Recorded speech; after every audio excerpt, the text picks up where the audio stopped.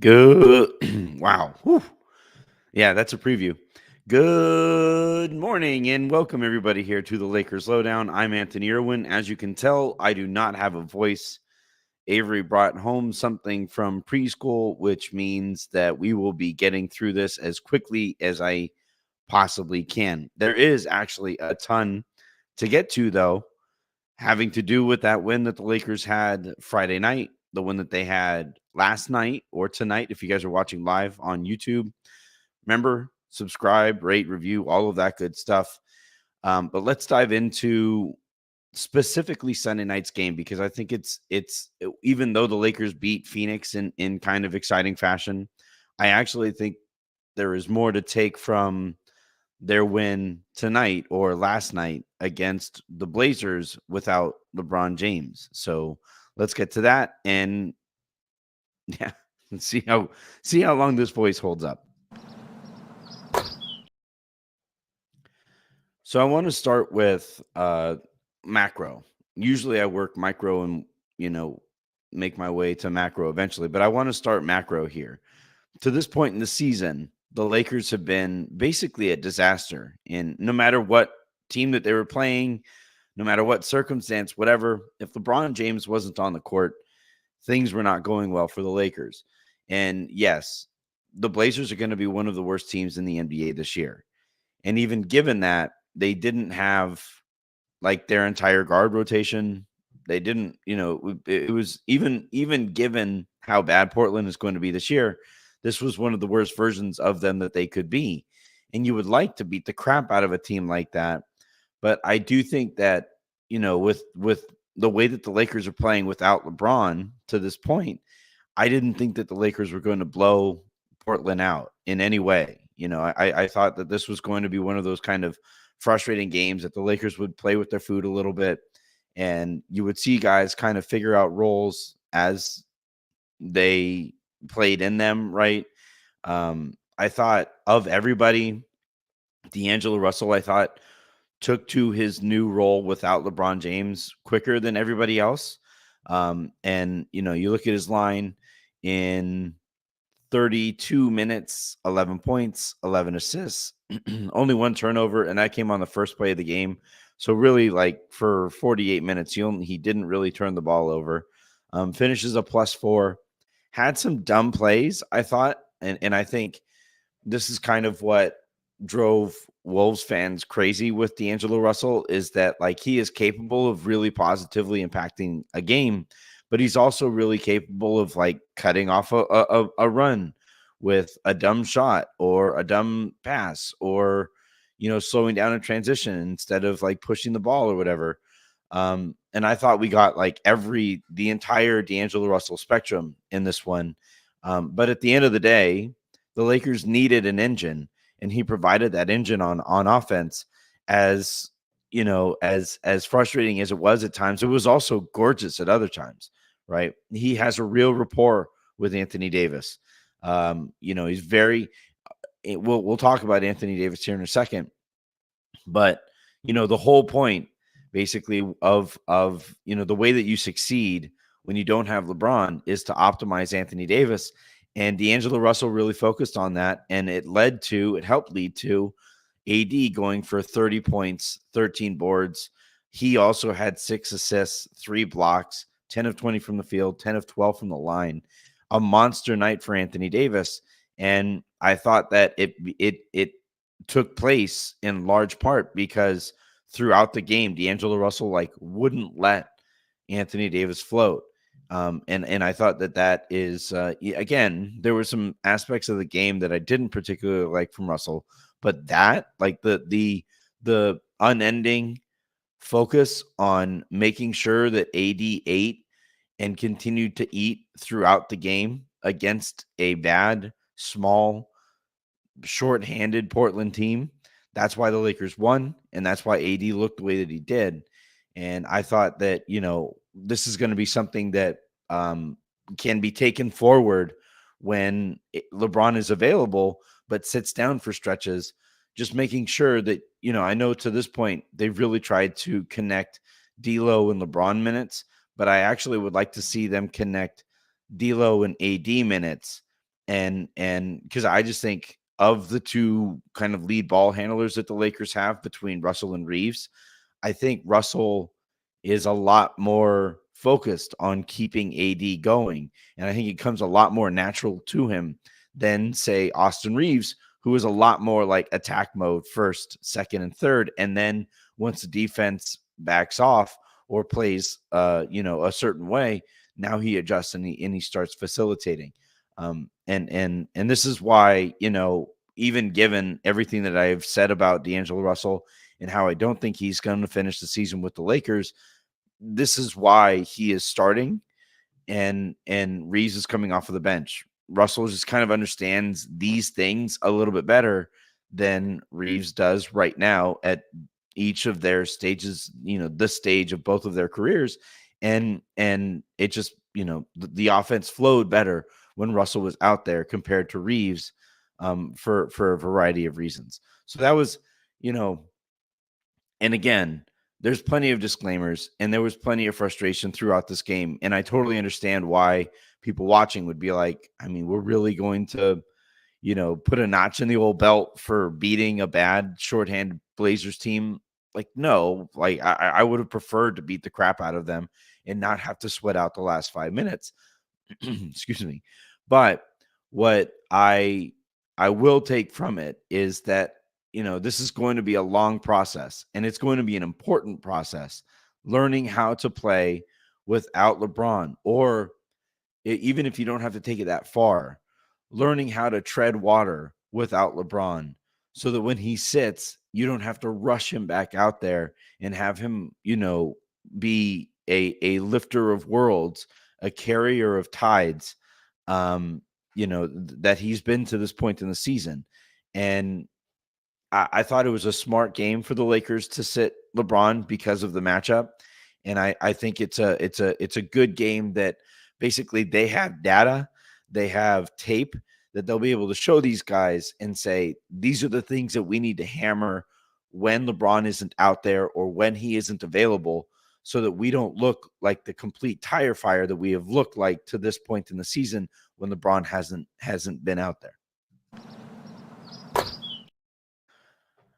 We do have to give AD his flowers here. He was incredible in this one, and I thought that, for somebody who is just a very polarizing presence, I think for a variety of reasons, AD playing the way that he did in this one, excuse me, really kind of, yeah, again, same kind of thing as the last segment. The Lakers have that tape. They have that data. Deandre Ayton is a really frustrating player. He has all the tools physically to compete with AD, but there was no competition in this one. The Lakers scored a ton of points in the paint. He was feasting all game long. He got to the free throw line to the tune of 12 free throws, which is something that I think it's his highest to this point in the season. And yeah, like, I would like to see this in a Jokic game, in an Embiid game, in a Gobert game, whatever. That would be really nice. But it starts here, and you kind of have to just enjoy these kinds of games when they come along from AD, and be able to look back on them and look ahead with them and say, all right, this is what did the Lakers do that made him this kind of successful, and what did he do that made him this kind of successful? And one like very notable difference that I saw in this game and I've seen lately from AD that I didn't see at the beginning of the season was he's actually setting screens. He's setting his feet. He's making himself as wide as possible without being illegal. And it's freeing up the ball handler and it's forcing AD's guy to have to react to the play. And it gives AD a bit of a runway. And, whether it's him finishing at the rim, whether it's him, being so deep into the paint that the defense has no choice basically but to foul him, or occasionally in the short roll, getting to the free throw line, seeing the defense fully rotate over and hitting the opposite corner. And yeah, the Lakers shot like crap from 3-point range in this one, 4 of 19 to the 21% on the night. And it is a really frustrating thing, I would imagine, for everybody that AD gets the ball there at the free throw line, makes the right read. It's a wide open shooter and it just doesn't fall, but it is still the right play. That was the point that like LeBron was making the other night, right? Where, yeah, a lot of people wanted to see him force a shot against Miami, but instead he skipped the ball over to Cam Reddish. Reddish put a good stroke on it. It was just long. It was online. It looked good for the majority of the flight towards the rim, but it was the right read for LeBron there. And I think AD in this one made a lot of the right reads. Sometimes he wasn't rewarded with an assist. Other times he was. I think 6 assists is the highest that he's had to this point in the season as well. It was just a really good AD game, and I think that it really kind of starts with the general approach that is kind of highlighted by the physicality that he was setting screens with, the physicality that he was playing with inside. I don't know what it was about DeAndre Ayton. I don't know what was going on there, but AD beat the crap out of him. And that hasn't always been the case. There have been games where Ayton has played AD well, and in this one he didn't. Ayton finishes the game a game low minus 17, plus minus, meaning, AD, every time he saw Ayton out there was like food. Every time he got the ball in a pick and roll and saw Ayton in front of him, he was crab dribbling, getting low, knocking Ayton off of his spot and getting a good release on a jump hook, or just finishing at the rim and just dunking. Having done the work to be able to put himself in a spot where he can just catch the ball, collect himself, go up and dunk it. He dominated Ayton tonight. He was dominating in this one, and it was a hell of an effort. And again, just like I said in the previous segment, it's the kind of game that the Lakers can basically show him and say, hey, these are the things that you need to do when LeBron isn't out there to be as impactful as you are when he is. And I really honestly think that it starts with the physicality that he played with all over the court, and particularly in actually setting screens. Austin Reeves came off the bench again, despite not having LeBron in the lineup. I thought I kind of scratched my head when I saw that, but I also kind of think it makes sense that, this is an identity kind of thing that Darvin Ham is really trying to get everybody used to. And when you really kind of boil it down, it makes sense that Reeves would still come off of the bench, as this is essentially the way that they are going to carry forward for the next, 10 games or so, at least, maybe even 20, while the Lakers really see if that is a thing that they can do to stagger Russell and Reeves and make both of them better versions that they were at the beginning of this year. I did think that by coming off of the bench, Reeves is a lot more comfortable with just attacking. He scored in this one 18 points, 6 of 12 from the field, 2 of 4 from 3-point range, 4 of 4 from the free throw line. Those are the numbers. Those are the numbers that you want to hit. He grabbed 4 boards. he dished out 4 assists and was a +3 on the night. And I'm just going to go out on a limb and say that nights where he and D'Angelo Russell are both in the plus in terms of plus minus, the Lakers are going to win those ones, right? Because that LeBron is going to have a positive impact on the game usually. Same goes for AD. And if you have 2 other guys in Austin Reeves and D'Angelo Russell also doing that, and I know plus minus is a flawed stat. There's a lot of context that gets lost in analyzing it through plus minus, but to have both of those guys be staggered as much as they are because LeBron wasn't there and because now Reeves is coming off of the bench, if both of them are positive, that means that those are longer stretches of the game that the Lakers are outplaying their opponent.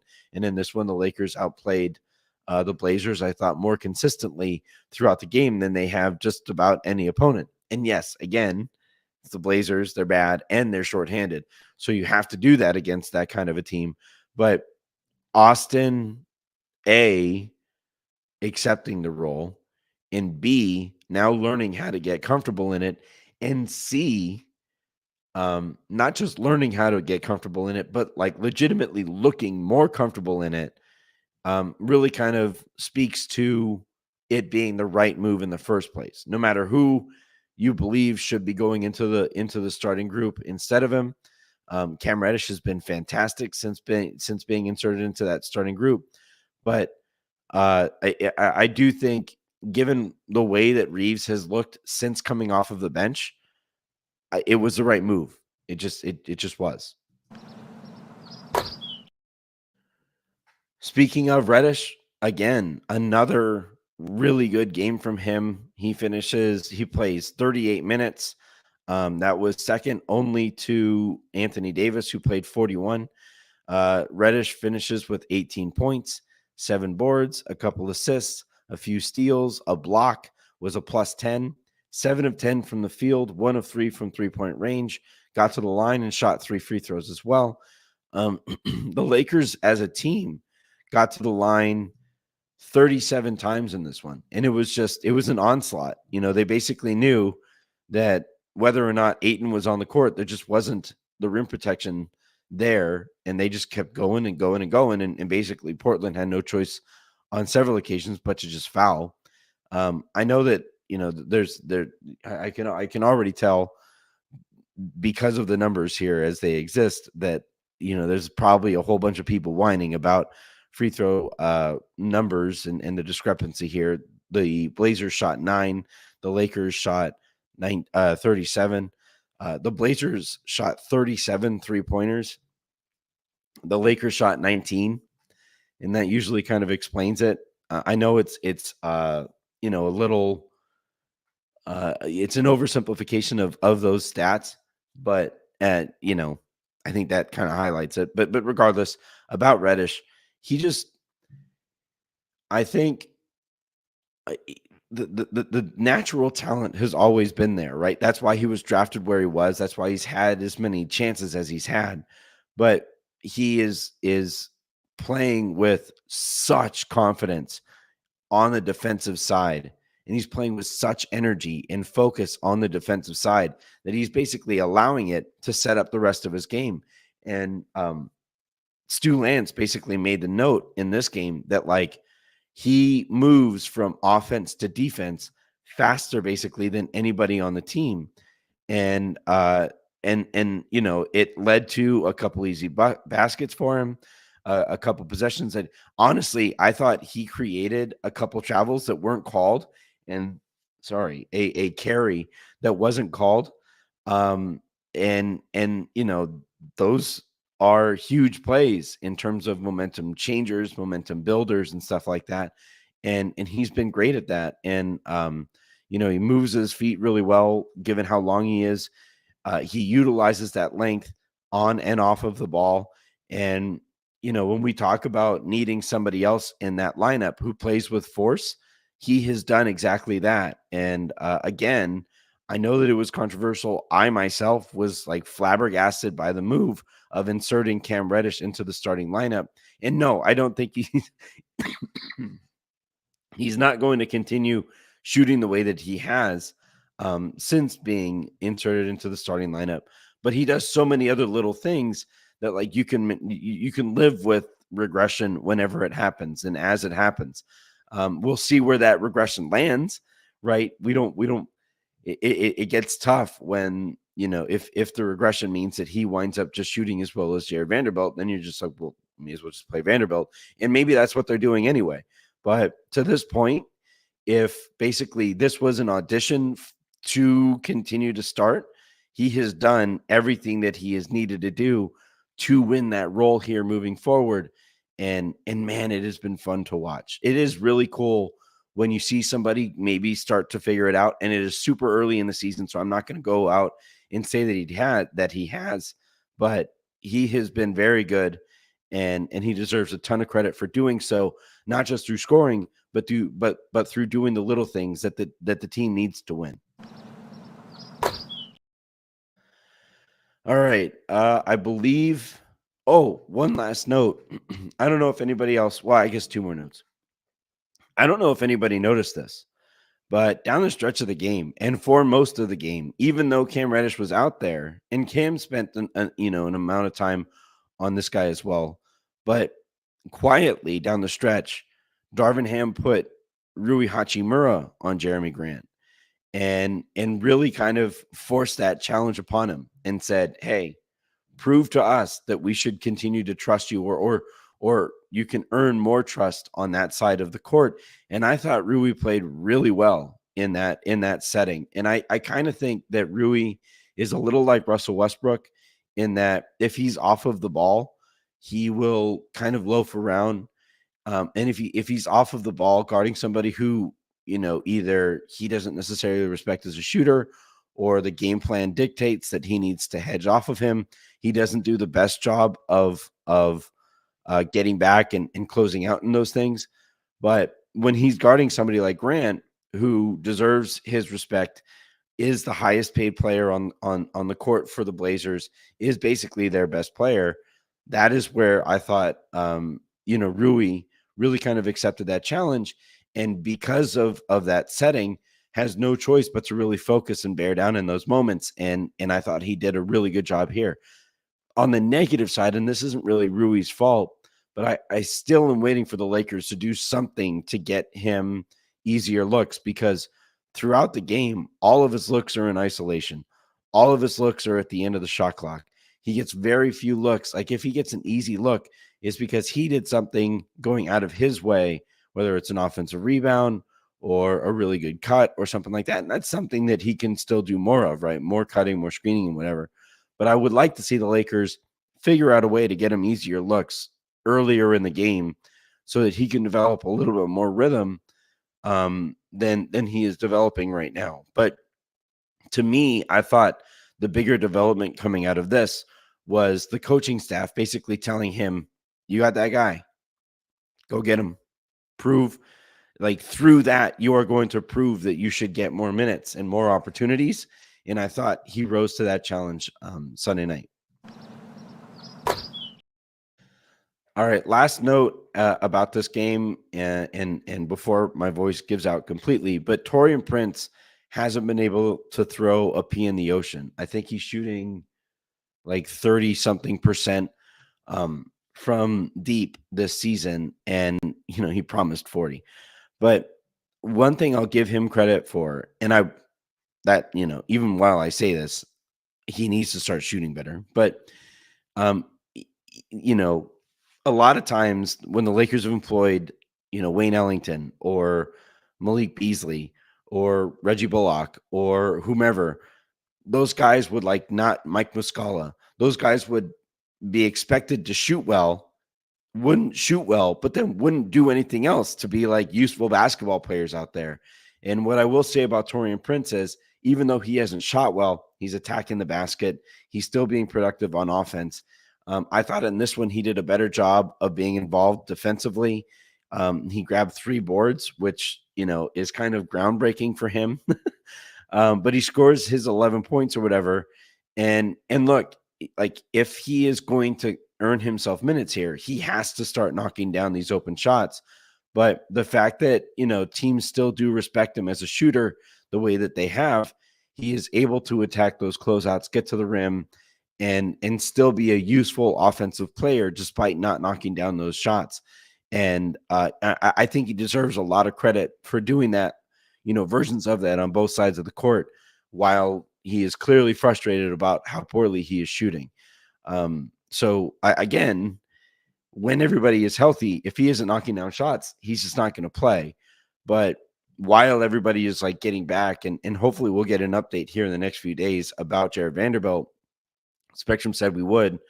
But while people are still out, this is an opportunity for Prince to show, all right, well, even while I'm not making my shots, here's what I can do to still be useful. And that's been fun to watch. Just, Taurean, make your shots, please. I am begging. I don't remember the last time, like, for me, I basically designate how good a shooter is when, if they're open, the amount of confidence I have and I feel when that shot goes up, right? If the Lakers are playing against somebody, like Steph, right? And he's open. It's just like, all right, that's 3 points. And that's like, he's the greatest shooter of all time. But for the Lakers, when the ball rotates over to Prince, I'm like, please, instead of bucket, instead of, all right, get back on defense, as I was hoping to feel. That was the amount of confidence I was hoping to feel in him, but I haven't felt it to this point. So hopefully soon we start to see that amount of confidence and competence that, when he is open, I'm not sitting here like praying to God that this is the one that breaks him out of the slump. All right. That is going to do it here for this episode of the Lakers Lowdown. Apologies for the way that I sounded. This is really frustrating for me, as it is, I'm sure, for you to listen to. Hopefully this is cleared up in the next couple of days. Going to drink a bunch of hot tea and stuff and really limit the amount that I'm going to talk here moving forward. And make sure that this is hopefully one of the last times you hear me sounding like this. But until the next time you guys hear from me, I'm Anthony Irwin saying have a great rest of your day. Make somebody else's, and I will talk to you tomorrow.